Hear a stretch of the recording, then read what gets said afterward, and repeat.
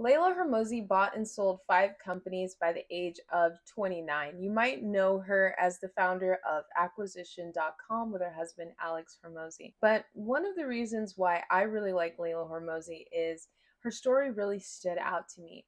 She was arrested multiple times when she was younger, and I don't know if you guys have been following me for a while, but part of the reason why I started this channel and this company, The Domino Effect, is because I changed my life. I was arrested multiple times. I was in a domestic violence situation. I am a domestic violence survivor. And I was in a really dark mental space. So I really connect and resonate with people who have been able to go through hardships and actually change their lives and come out of it a better person on the end. And I use the lessons that I learned from these people and I try to apply it in my own life. And it's since helped me become the woman that I've always wanted to be. And I just can't wait to continue to grow more. And today's video, I want to talk about habits because habits are so important. Everybody has habits, good and bad habits. And it's developing good habits that were part of me changing my life because I had so many bad habits. But at the time, of course, I didn't realize that they were bad habits. Now, I really like Leila Hormozi's approach because she really is no bullshit, no nonsense. She's very direct, and that's just the type of person I am. It resonates with me. And in today's lesson, we're going to talk about 5 boring habits that you can implement that I learned from Leila Hormozi, that I've learned from other creators as well, Leila Hormozi, Mel Robbins, Tony Robbins, Don DePonte, and I brought all of this together. But all of their teachings helped me change my life, and this is the exact same thing that you can do for yourself. So guys, go ahead and hit that subscribe button so I can continue to make more free courses just like this one. We're talking about habits, and these are boring habits, but nobody thinks that boring is exciting, right? Because it's literally the opposite of exciting. It's boring. But boring is what gets you ahead. First thing you want to do is stop chasing all of these lifestyle hacks, new tricks. Why? Because most of it is bullshit. And I can tell you this from personal experience. Does it feel good? Does it get you pumped up? Do you get ready to go? Sure. And do I still like listening to some of those videos today? I will occasionally, yes. But relying only on motivation is bullshit. I would get so excited, so excited, so excited and try all of these new things. But I realized that having a system and structure is really what works best. Because in order for it to really work, you have to create automations, whatever that looks like. So you have to create a system for yourself. If you're doing content, you need to create a content creation system. If you're in management, create a hiring system. If you're working from home, you need to create a time management system. Whatever that is, you need to create a system and then you tweak the things from that system that are working for you. And all the things that aren't working for you, you just leave behind. Because if you keep consistently trying to put on new things, this new thing, that new thing, this new thing, it's going to take all of your attention away, all of your energy away, and it's in the end going to end up costing you a lot more. So having boring systems that I implemented now are the reason that I was able to really change my life. Before, it was so chaotic. I was trying to juggle mom, I was trying to juggle starting a business, I was trying to juggle getting my finances in order, and it was just way too much. So once I found a system that I was able to work with, then I was able to tackle all of these different things. So here's a system that I use every week that you can use too. First thing I do is I plan my week every week religiously. I sit down and I'm going through my planner. I write out my top 3 priorities that I need to get done that month, that week, that day. And you can do this too. I have a planner that I use here that I literally keep with me. I write everything in here, and everything that I write in here, I also keep in my phone. I have lists in my phone, I keep it in my calendar, but I have a system that allows me to stay on track. Now, you can also keep a Google Docs spreadsheet. This is really helpful. This is something that Leila Hormozi does, and then she delegates certain tasks to an assistant. You can do this as well. I did this when I brought on an assistant, but there's a big change between having a system versus not having a system.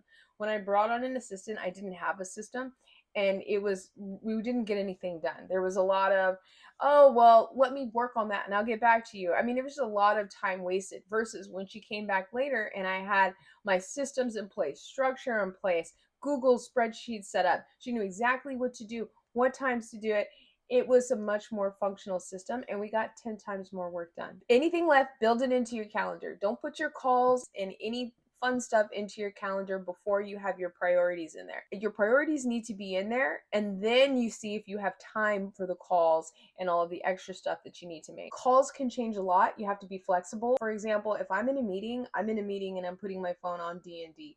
So I keep my calendar for everything. I write down when I'm going to meditate, when it's date night. I write down what I have planned at the end of the month. I have trips planned. Everything is planned. If I want to go out for a walk, everything is planned. It's all right here. And do you know why? It's because I have less decisions that I need to make at the end of the day or in that moment.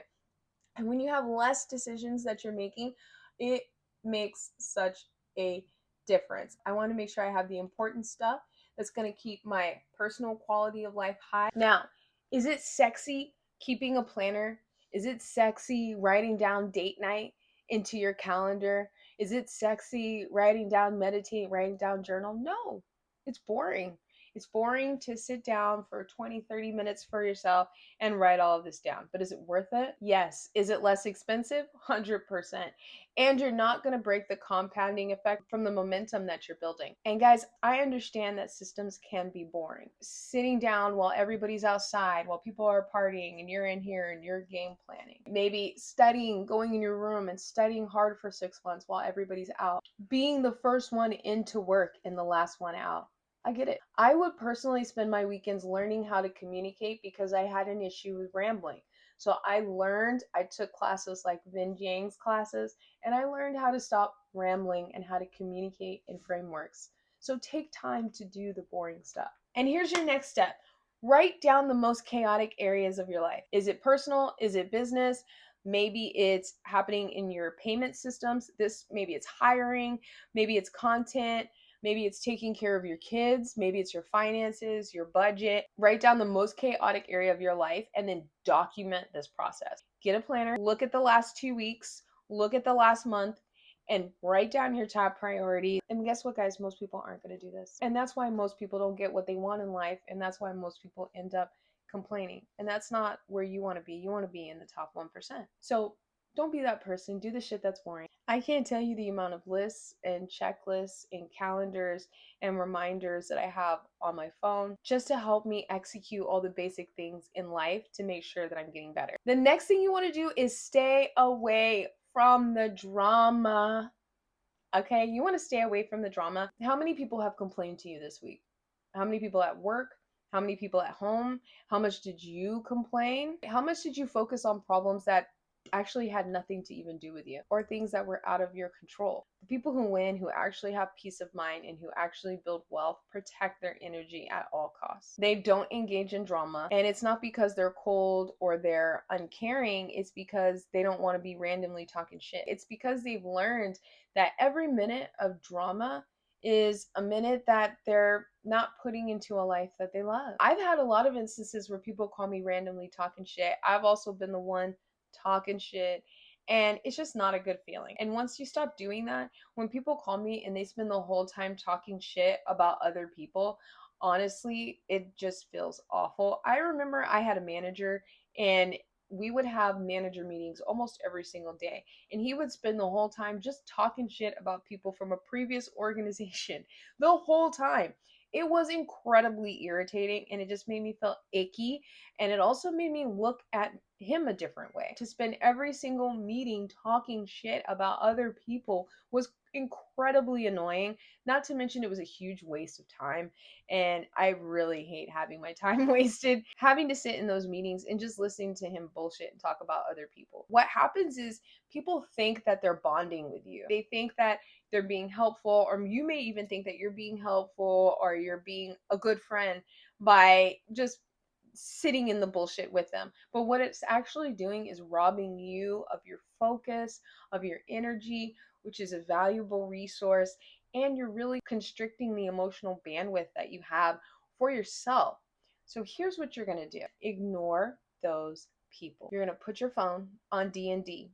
When you are working, when you are involved in something, when you're doing something, or if this person keeps calling you, they get D&D'd. Recognize that maybe they are coming with good intentions. They might not even be a terrible person. But this method of talking shit as a way to connect is just a trick. It's a negative way to connect. It's bad energy, and successful people want positive energy and positive people around them. Remember, successful people are protecting their energy. So here's what you need to do. Write down 3 of the biggest sources of drama in your life in the last month. This could be from family, it could be a group of friends that maybe you've grown up with or you've just used to being around. It could be a work colleague. Write that down. But if this is the person or the group that's always just bringing drama, right, continues to drag you into these conversations where you're talking shit about people, or maybe it's a family member and they just keep dogging another family member and you don't want to hear it. So you just stop answering their phone calls. You're like, I don't want to talk to these people. That is called setting a boundary, and it is 100% what you should be doing. You don't have to go so extreme and totally cut these people off. Some people you should, but you don't have to cut everybody off. You just really need to be firm in setting boundaries and letting them know what you will and will not accept. And how do you do this? Well, you can keep shorter conversations with them. When they call you, you just don't pick up. Maybe it means instead of you guys getting together at night at a dinner where it's harder to get away, you get together at breakfast or a lunch where you have another commitment to get to, and you can use that as an excuse. But these are tools that you can implement, because watch how much your energy comes back. Watch how much better that you feel once you start to really focus on yourself. Put yourself first, because now you've set boundaries. The third habit you're going to do is follow the same daily structure. Damn it. You are not overwhelmed because you have too much to do. You're overwhelmed because you have no structure. You're probably doing a lot of stuff. A lot of people think multitasking is where it's at. You have to do a bunch of different things, because I thought that too. And good God, all it did was just leave me in a state of chaos, right? Always feeling like I never got shit done. It's much more exhausting dealing with a bunch of little million things, deciding on a bunch of million different little things. It is exhausting. Am I going to work out today? Do I want to wake up early? Do I want to show up early? Do I want to turn that project in? Maybe I should go do some breakfast. What should I have for breakfast? All of these stupid little decisions are annoying. So you want to simplify that, because the most productive people that I know are have eliminated all of this stuff. They eat a certain thing for breakfast, for lunch, they wake up at a specific time, they go to the gym at a specific time, they do meetings at a specific time. They follow the same schedule. They go to bed at the same time. They don't do that because it's not that they're not spontaneous. It's not that they don't like to have a good time. It's just that they've cracked a certain code that most people haven't. And it's that structure creates freedom. So for me, I follow a specific structure. I follow a specific routine. Does it get messed up sometimes? Yes. But give yourself some grace, guys. You don't be so hard on yourself because one day you didn't stick to your schedule. The important thing to remember is that you at least have a schedule that you do stick to most of the time. Why? Because it's going to guarantee you the highest likelihood of having success the next day. I know that if I go to bed at a certain time, if I'm well fed, if I eat well in the morning, if I sleep well, if I'm prepared, if I study the night before, I know that I'm at my optimum game the next day. I do all of those things. Now, are there times where I stay up late and I'm like, fuck it, I want to watch a movie, I want to do something crazy this weekend? Yes. I don't drink, so that would be my craziness. But there are times where I'm like, I don't even want to stick to the same schedule. And that's okay. But having a routine in place is the most important thing. And once you have it in place, you want to stick to it. Because every time you change it, your brain is going to go through this rewiring again. You're taxing your brain. You're going to get decision fatigue. And it's the biggest reason that people get caught up and they just get, oh, I don't even want to deal with this anymore. You can't be consistent because you're constantly making decisions. So stop. Sometimes with me, I have to stop myself. I have to be like, I will catch myself doing this. My brain will start going and then I'm like, oh, should I do this? Oh, I've got to do that. Oh, I got to do this. I will literally go, Dominique, stop. I would much rather use my brain to focus and think about something else. When your structure is fixed, your brain can actually focus on the things that you are trying to accomplish. And that's freedom, because every single time you get closer to your goal, It builds your confidence, because when your structure is fixed, then your brain is actually free to focus on all of the other things that are actually going to push you forward. And that's because real freedom is about making the right decision, the same decisions on a daily basis, and staying consistent. Here's my challenge to you for the next 30 days. Wake up at the same time, work at the same time, go to bed at the same time. That's the first step. That's a lot of studies that show just going to bed at the same time will change your life. So do that first. The fourth boring habit you want to implement: repeating the same thing over and over and over and over again. Leila Hormozi says breakthroughs are not found in the next big thing. They're in the last set of the rep that you want to do, which makes sense because gym launch, right?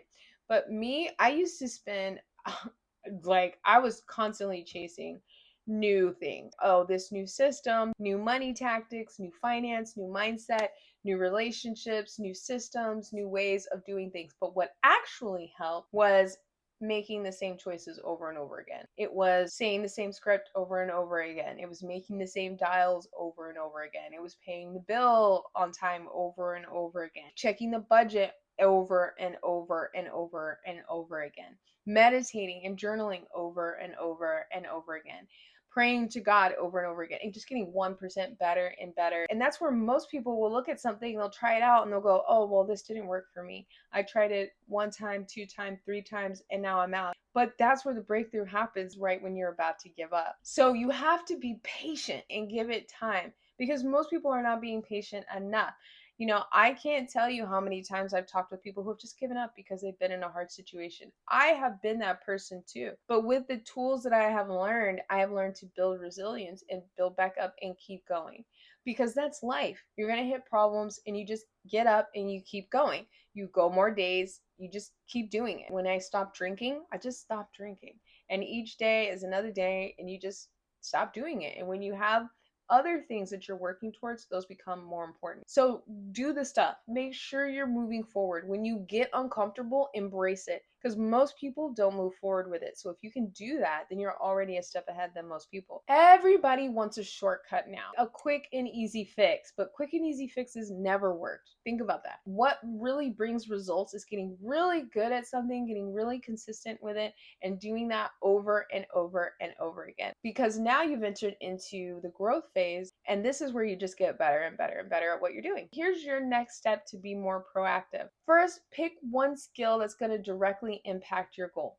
So if you're in sales, maybe it's sales calls, getting better at your closing.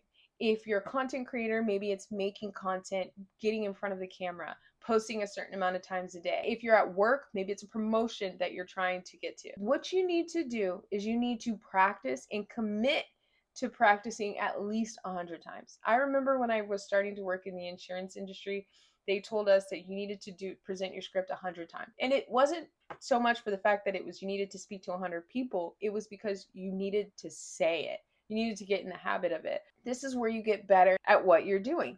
So pick that one skill and commit to doing it 100 times more. So if you're in sales, you're going to dial more.